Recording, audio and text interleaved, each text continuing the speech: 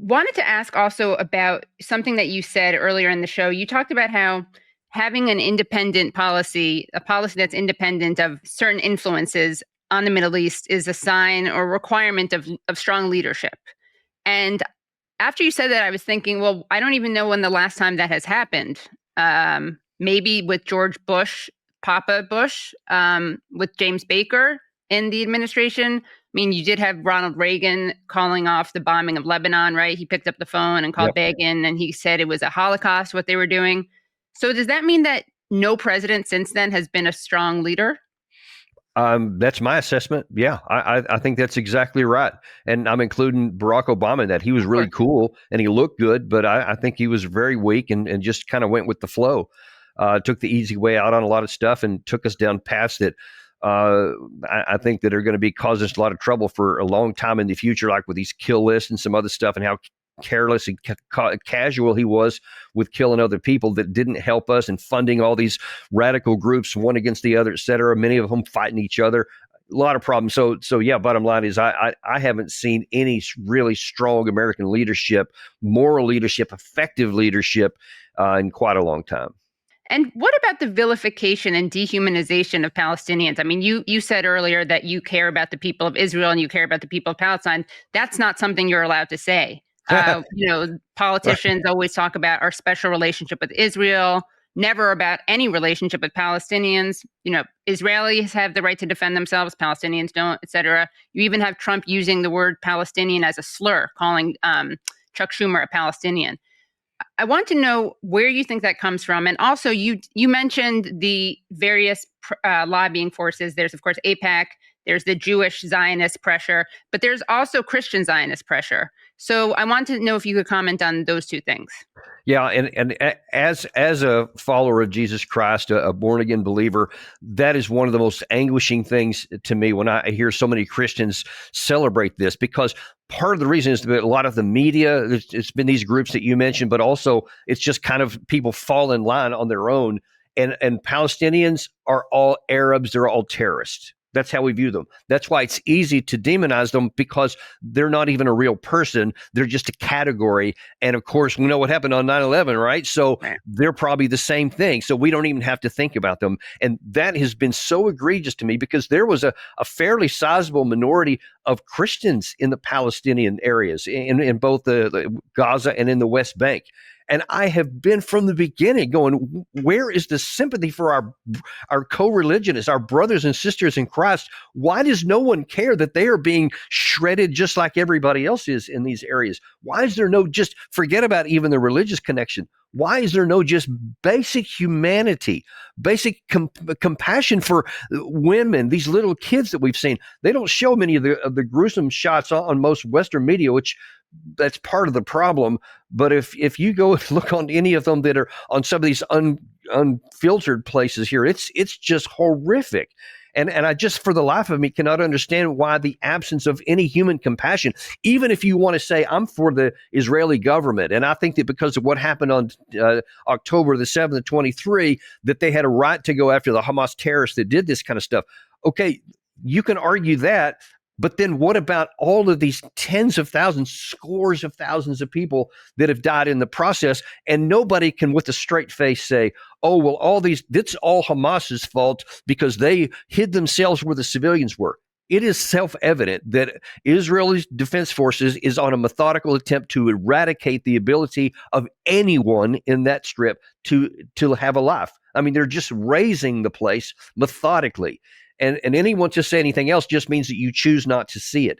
And I just don't understand, even if you're pro-Israel, which I also am, I'm actually care about it. I don't know that I'm really pro or con anyone, but I'm for justice. I'm for rational thought. I'm for humanity.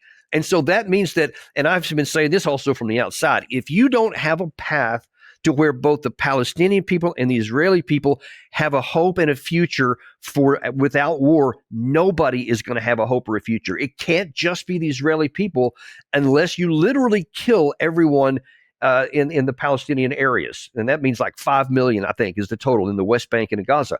And I pray to God no one is actually thinking that out loud or in any other way.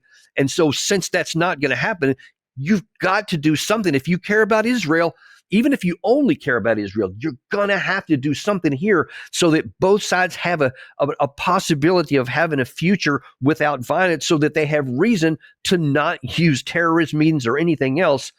And we just aren't willing to do that yet. The same thing is, no, we want this to be true. We only want to help the Israeli people, and we just want these people to go away or just accept whatever punishment we give them, and we want them to do nothing. And you can want that all day long, but it's not going to happen. And as a military person, what do you think happened on October 7th in terms of Israel's awareness or lack thereof? I mean, I've certainly seen, I would like to see a real independent investigation done. Netanyahu himself claims that that's going to happen. I've seen lots of evidence to suggest that they were aware of some of this, and some may have been okay with letting it happen. I just don't have any knowledge of that. But clearly, I mean, it was a terrible thing that happened, and a lot of innocent people suffered, and so I'm against all of that. But I say we should be cognizant of the fact that prior to 10/7, even if you just want to go back to the summer before, there were hundreds of Palestinian people who were killed by the IDF, and repressions and going on, and the pressure was building up, and it wasn't surprising at all that happened, because too many people in the West, history started on 10/7, but for the people in Palestine, I assure you, it did not start then, and it didn't even start the summer before. It started in 1947, as I'm sure you guys know better than most, but there's too few in the West that do understand that. And militarily, I mean, what is the case that people who want war with Iran are making? Like, what do they expect will happen if the U.S. strikes Iran? Presumably, they think this will be a grand success. And what might be wrong with their thinking? Yeah, I actually did a show on this a couple of days ago on my channel, the Daniel Davis Deep Dive, and I put a couple of sound bites from Jack Keane and a couple of sound bites from Senator Tom Cotton, and they were just slight variations of the same thing. There is no military threat from Iran that would warrant any kind of war. Point blank, categorical, there is not. We have so much more power than they do. It's embarrassing to even compare the two. Should they ever take action against us, should they ever attack us, unprovoked, etc., we have more than enough power to rectify that situation immediately. But to go after them is ridiculous. And you had Cotton, for example. He says you can't trust them. If they get a nuclear weapon, they'll likely use it. His term, likely use it, because they're a radical Islamic regime, and so they're irrational. They can't be trusted like, say, North Korea or China or Russia. They can't be conventionally deterred because they're radical Islamic or something, and they won't act rationally, and they'll literally commit national suicide. And so we have to go out and we have to kill them now and take this stuff out while we have the chance. That's the argument he made, which is irrational to the extreme, because any kind of a cursory examination of the Islamic Republic in their actions from 1979 all the way through to today is very pragmatic. They want to survive. They want to stay in power. Protecting their regime is their top priority, as it is, say, for North Korea, et cetera.